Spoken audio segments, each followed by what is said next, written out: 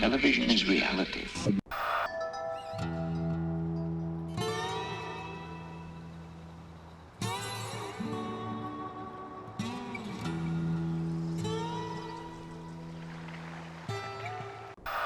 We're about to lose the greatest effort in self-government. Only at Ozzie Davis Pontiac Toyota can you see, touch, and test drive side by side to compare for yourself. We are the most voracious consumers in the world. Give it a rest. November 23 is Buy Nothing Day. Welcome to The Democratic Voice, your community action program dedicated to bringing you the issues that impact America and concern Colorado. Brought to you every week at this time by the El Paso County. Whether it's meeting in kind of a contrived kitchen like this, there's something appropriate about this kitchen format, unless it's because what I hope we get to touch on is kitchen table politics. This must be the place. There's gold in Colorado again. Solid gold. This jackass has got to get smarter. Politics, to me, doesn't exist left or right, Republican, Democrat, conservative, liberal. It exists on a scale from top to bottom. And the concentrated wealth and power at the top and what's happening to the disappearing middle class and workaday Coloradan. We got to run against the whole damn corrupt, inefficient, soulless system.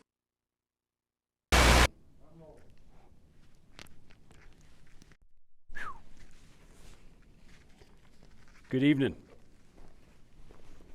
Once again, I'm Curtis Imrie. I live up in Colorado Springs Heights. We call it Granite. And like I promised a couple of weeks ago, I'm going to be coming in just about every week, giving you kind of a video diary about my adventures on the hustings, on seeking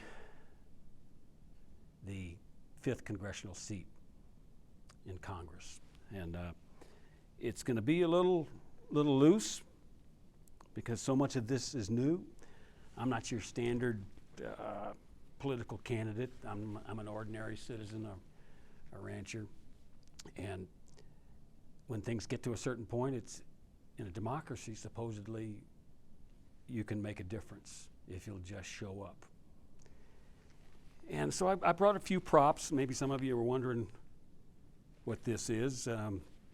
This is the NASCAR jacket, actually a Packboro Racing Champion jacket of all politicos, most of the people involved in the political game who are backed by big money. You think there's too much big money in politics? Well, maybe we could really get the big money out of it and get the people back into it if our politicians wore a jacket like this. Now, I'm kind of thinking that maybe we could just use a scroll under CNN when the congressmen are on the floor instead of this jacket, but for the time being, I think I want you to get my point that most politicians are dancing with who brung them, and that's big money, whether it's from people at Enron or Raytheon or any business in the military-industrial complexes are big donors. Of course, the pharmaceuticals give pretty heavily, and I do think that the oligarchy is participating in democracy way more than it should. Or they have much more power than they ought to have, more power than you and me, that's for sure. But in Packboro racing, which is kind of an esoteric sport I do, where you run 30 miles with a jackass over Mosquito Pass, you start accumulating sponsors who pay for your feed and your hauling and your shoes, and you advertise the fact that, yeah, I'm kind of bought and paid for by my sponsors, but I don't think that's the way it ought to be in politics. Consequently, one of my big issues is getting the big money out of politics and having public funding of all elections, from coroner to the president, so that we can get folks talking about issues that are really related to the people. and acting on what the people, we the people, want and need. And for years we've been talking about needing clean air, clean water, clean elections, a decent education, fair taxation. There's many items, and I'm gonna read to you some of them, and perhaps it may be a little boring, but people would say that a run like mine is impossible. That you cannot fight the poobahs in either party, both at a state or a national level, unless you play ball and you pay to play and you pony up a lot of your own money. I mean, most of these congressmen are taking pay cuts. You think there's enough millionaires or lawyers in Congress? Heaven forbid we get a wider range of representation of the diversity in our culture. But the big money is also what our indolent and negligent media, local media and national media, want you to have, because they experience kind of a windfall of profit during the time that people are seeking office, where now that may be the case, okay, with print, but in radio and television, where technically you, me, and the people in general, your friends and neighbors, we own the radio airwaves and television airwaves, and these broadcasters, and there's precious few of them that's so concentrated now, they're just basically tenants. We're the landlords, and these broadcasters are supposed to be working for us, serving in the public interest. And that's what's so great about this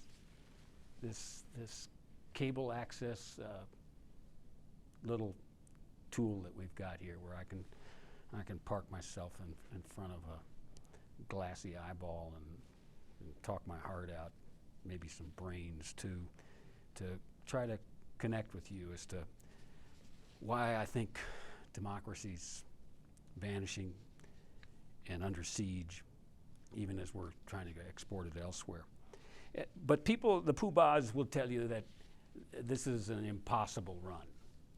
Maybe they said that it was impossible that the Berlin Wall would ever come down. There's lots of impossible things. And David and Goliath is, I don't know about you, but it's one of my favorite stories.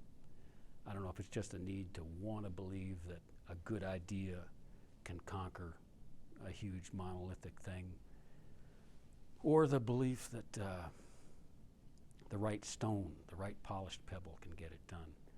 But my attitude about impossible is that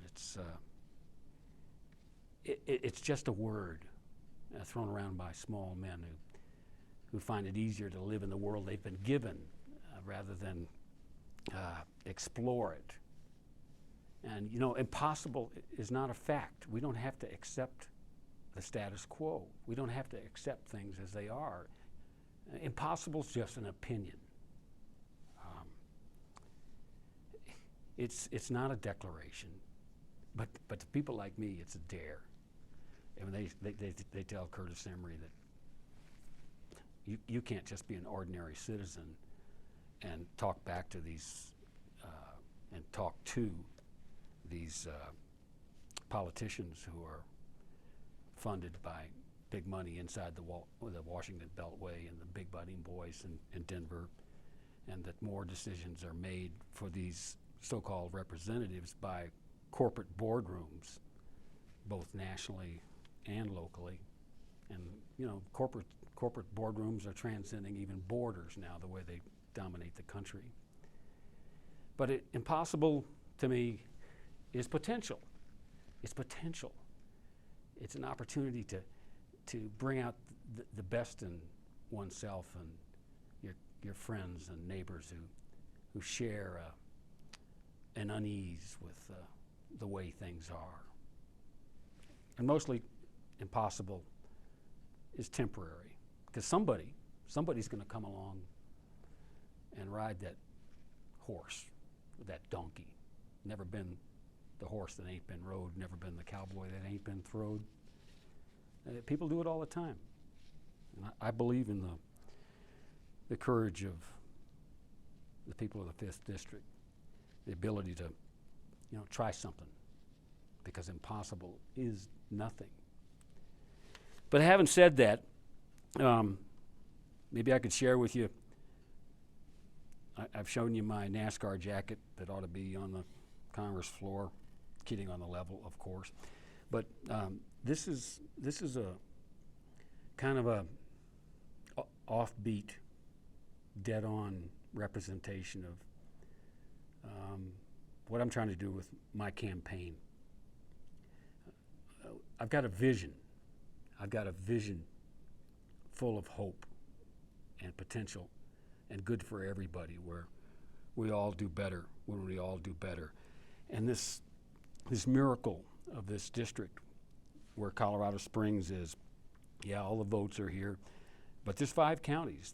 There's El Paso County, there's Lake, there's Teller, Chaffee, Park, and Fremont.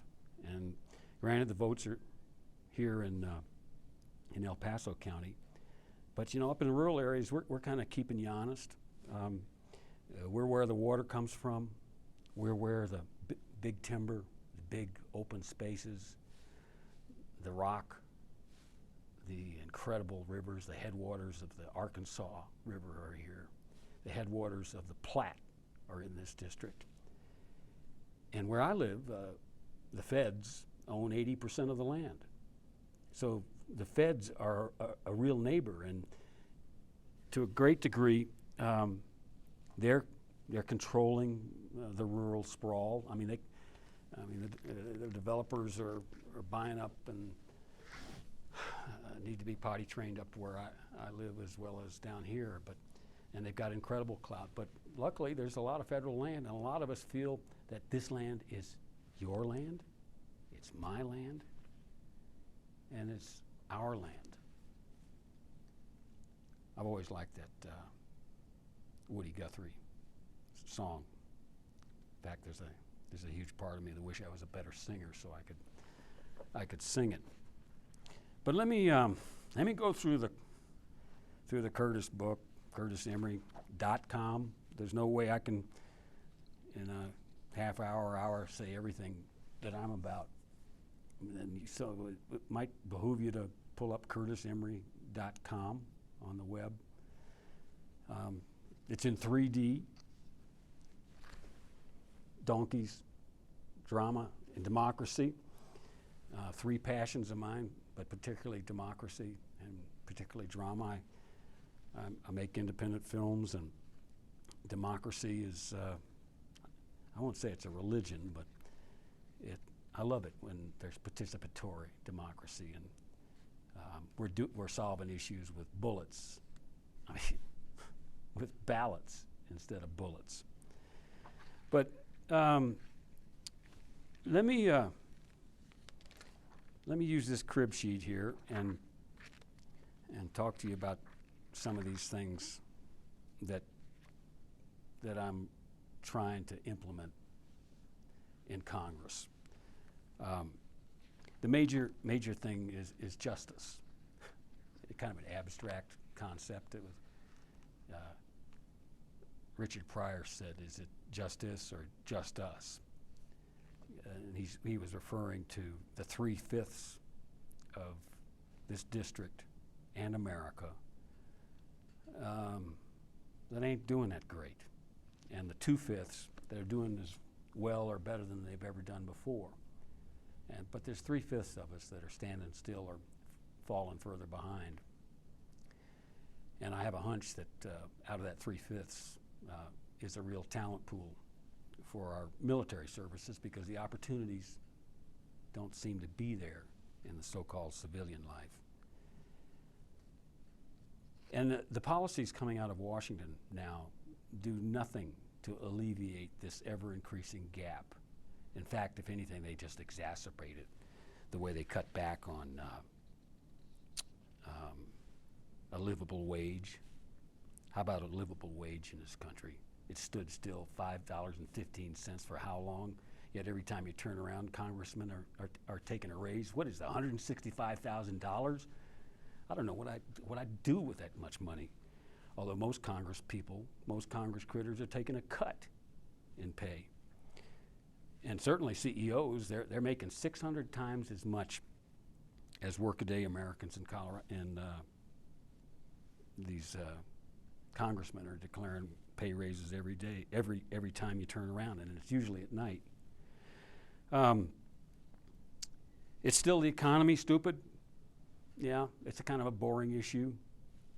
But without a healthy economy, with deficit spending, we're all going to be in trouble. Factories are moving to Mexico and China. Heck, I just got a call about my credit card from some guy in India who offered to transfer funds from my account at my bank to something else, to credit card people. How about some immediate tax cut changes? Repeal this monstrous tax cut for the rich. I mean, are they paying their fair share while we're trying to wage war? However you feel about this war, are they paying their fair share in the taxes that are going to support this war? There's a lot of issues. I've got about 20 or 30 of them on this site, on the democracy site, should you find a way to get to it. But the justice thing, they all come under justice, and that's why my campaign is called Fair Play to Congress, where we can aspire and work, I will aspire and work towards economic, social, and environmental justice for all of us. I mean, is it just to despoil our environment, to allow the rollbacks for protections that this present Congress, this present administration has implemented? The cliche, it's not a cliche, but an old Indian saying, I don't know if it was the Utes or not, but it is that this land, this place we live in, isn't something that we inherit from our ancestors. It's something that we borrow from our kids. And I don't see that kind of long-range thinking or the big picture coming out of the way we conduct congressional policy or worldwide policy right now. But I'm prepared to give it a shot, and I'm not going to let dollar democracy or cash register democracy intimidate me. I feel, well, I know that the monies will come if I can get through this primary. I've raised close to $500,000 for independent film, so I know how to get my hands on the money. It won't be in the traditional big pocket style, but a couple $100 here, a couple $100 there, it adds up very quickly. And I've done this before. I've always been somewhat of an outsider in politics in Colorado, but I've had runs before, and I just wanted to show people that this is our democracy, and that any kid out there, any mother particularly that's successfully raised one or more kids, any worker, anybody can run for Congress in order to raise the question and to make a difference about matters of policy that are of life and death. I mean, supposedly Congress, it tells us whether we're going to go to war or not. Supposedly, Congress dictates the budget, where the money's going to go. But if you think that Congress is by the people, for the people, and of the people, well, the fact is, these guys dance with who brung them, and it's big money that gets them into office, and it's big money that they answer to, and the long list of complaints and challenges that we have right now, in my view, are directly related to the corruption that comes along with taking the legalized bribery that constitutes big money campaign contributions. And this thing with DeLay and Abramoff, it's been in the works forever. There's always been that degree of corruption in Congress. And now they're going to make the adjustment in the lobbyist gifts and so forth. They're doing the same thing in Denver. When you could heal the whole thing if you got the money out of it, just got these guys to work on policy, on issues. If we were willing to pay, check off a little deduction on our taxes, $2.50, we could pay for these campaigns. We could have a reasonable hunk of time where they could happen. And I think even politicians, even the biggest burpers would rather talk issues than be continually dialing for dollars, and would rather have the person with the best character, the best track record, the most qualified, rather than the best fundraiser represent his district. And I dare say that we'd have more done for the public good, the common good, than for the organized corporate special interests where most of this money comes from. So I've said my bit, and I welcome any questions you might have. The phone number is here listed below, and I'll keep coming in week by week sharing with you this adventure. I've just come off of my first county assemblies where delegates who were chosen at the precincts. Gosh, what patriotic people. I mean, in the view of all the apathy and anger and hostility and disgust about the political process, that these people care enough to turn out a couple of Tuesdays ago and cared enough this week to go to their county assemblies and talk about the issues. Let political wannabes like myself talk to them about how they could help. A lot of them, the wannabes, will give them a lot of platitudes and condescension, and ultimately there's still a perception out there that you got to have the big bucks to get it done. And my friends and supporters tell me, Curtis, the kind of guy you are, where you don't care about left or right or actually Republican or Democrat, and you only care about top to bottom. Well, not only, but that's my major issue. Well, guys like you are either spit polished or spit out. Well, you can tell by watching this show that I am not polished or spit polished.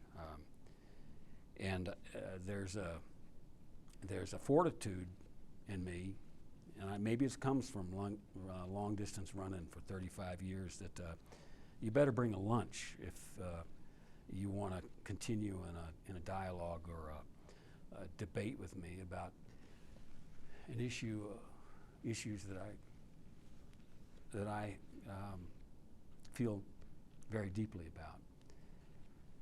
So I'm still here. Many of my supporters from the congressional run back in 2002, when you couldn't get people to run against a multi-term incumbent.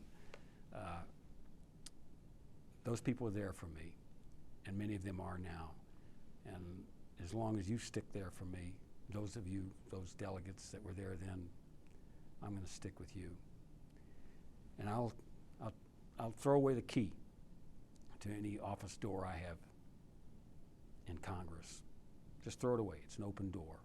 And the people in my district, I want to hear from you. I want to hear what your needs are. And I want to hear where the government can serve you. The Italians back in World War II Mussolini, who knew more about it than anybody did, says that fascism is about corporations dominating government. And we've since learned that socialism is about government dominating corporations. And I am not against corporations per se. I'm trying to build one myself. But corporations are our wealth. They are simply beasts that need to be humanized, and they certainly don't have more rights than you and me as individuals. But if you look at the law books, or the way our Supreme Court is going and the way Congress is going, one would think that corporations actually have more rights than the individual. So if there's the person out there, the kid out there that knows where the arrow is to slow that beast down, speak up. And I wish you'd look at my record. I have served my community on numerous boards. I've been on the jail committee. I have animals with the Angel View Therapeutic Horsemanship Clinic. I'm on the board of the Western Colorado Congress. I'm on the board of the Western Organization of Resource Councils, and all those are on the website. But I guess what matters is now is this guy that's in front of you on your vidiot. Do I dare say vidiot? Your television, who seeks to represent you in Congress, who seeks to fight for you in Congress. I can't be all things for all people, but as a politician, I think I can be somewhere between a compass and a weather vane and raise standards here in the 5th Congressional District. I'm looking forward to debates. I'm looking forward to what happens when the Republicans get their candidates worked out, when they actually have a lone candidate, how that'll all happen. And you know, the fact of the matter is, when you look at the grassroots, when you look at the basic ideals of both parties, there isn't that much distinction. In fact, a lot of this is just about fake opposition, if in fact it wasn't totally out of whack with one party dominating all areas of government, even the Supreme Court, and no checks and balance, and no real debate going on when it ought to be. Because, you know, conservative and Republican and conservative and liberal and Republican and Democrat and all the other parties, there's a dynamic tension there. There's a dynamic tension where good is supposed to come out of this debate.